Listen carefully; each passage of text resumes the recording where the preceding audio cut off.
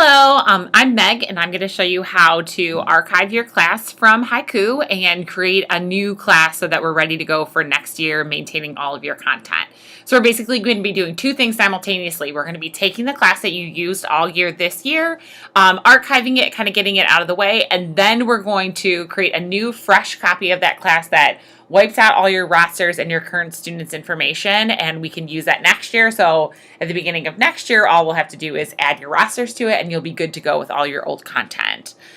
So first, what we're going to do is we are going to start by making the new version, the new class that kind of has all like that we can save all of our content. It'll be ready to use for next year. I'm going to be working with this English 9 class, so I'm going to come in here, and you'll see right now I'm in Haiku, I'm at my classes, and then I'm in my active classes. And then I'm going to work with English 9, so I'm going to go ahead and click in there.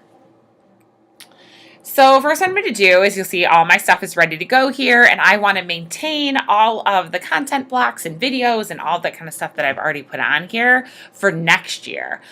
So what I'm going to start off by doing is I'm going to make a fresh copy of this class. Basically, it's going to copy over all of my stuff, but it's going to wipe out all of my students.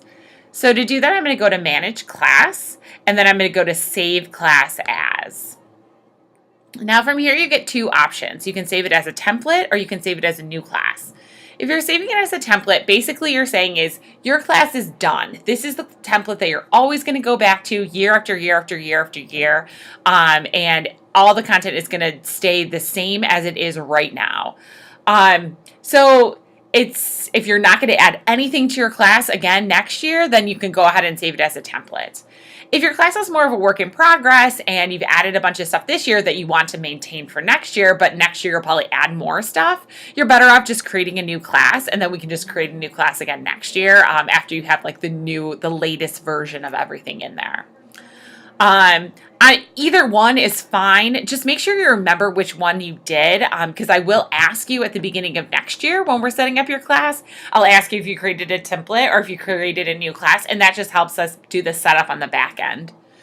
So for this one, I'm going to create a new class, and then you can decide what kind of stuff you want to come over. So what would you like to include? And we want to include all the content, because that will bring over all those videos, all those assignments, everything that you need to go will come on over. And then we can also select to include some of the following. I'm going to select these all because I want most of them, but not all of them. I personally don't want calendar events. The calendar is going to change next year, so it's not going to be really applicable. I'll have to redo my calendar events anyway, for new dates and stuff. So I'm not going to save that. And I'm also not going to save the gradebook because I'm not really using the gradebook in Haiku since I'm using ngrade instead. But other than that, I want everything else to kind of come on over with it. And then from here, so we've got a new class and then all page content and then any other features that you want to come over, and then you just hit next. Then from here, we're going to rename this class, and I'm going to rename this class to reflect the next school year that we'll be in. So the 2015-16 school year will be next year. Again, this is something that write this down in a safe place, what you named your class, because it will really help me at the beginning of the year next year to know what you already created your class is when I'm going to drop new students into it. So I'm going to go ahead and rename it with the next school year. I would recommend naming it with the school year if you're doing a new class. If you instead of saving it as a new class, you decided to save it as a template, name it your class name and then template after that, so that we know that this is kind of like the version that is going to be living for years and years and years. All right, so we don't need to change any of the other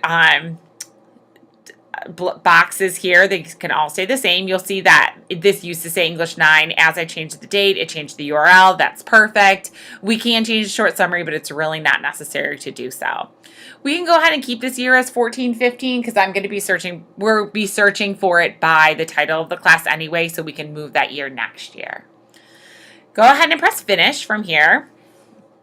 And it's going to pop into, you'll see the title change. So now I'm in English 9 in my 2014-15 class. So this is my new copy that I just created. And there's nothing here yet, but never fear. Refresh the page and you'll see all your changes are kind of being made. Now, the only thing that never comes over is the theme. Before I had like those clouds and birds in this background area, and that didn't come over when we'd make a new copy. But you can just adjust that, and they did change the place where you adjust that, and it used to be like a little box right here to adjust the theme. Now it's under manage class. So manage class, and then edit the theme, and then you can put your clouds back or whatever you had in there. You can go ahead and put that back. So you see all my stuff came over, my videos, all the things that I had in here, all my pages came over, and that's exactly what we want. So we're kind of all set at this point as far as getting that done. So we created the new class that we're ready to use for next year, but we still need to archive our current class. So to do that, we're going to hop back to My Classes. And now this step, you can only do this step once all of your students are done and will no longer need to access Haiku for any reason. So to do this, we're just going to pop over to our class and go to Manage Class. Again, I'm in My Classes in Active. I'm in my English 9. I'm going to go to Manage Class, and my option here is to make inactive. This means students will no longer be able to access it, and it kind of archives it for us so that we can see it in the future if we ever need to. So that is basically how you close out the year for Haiku.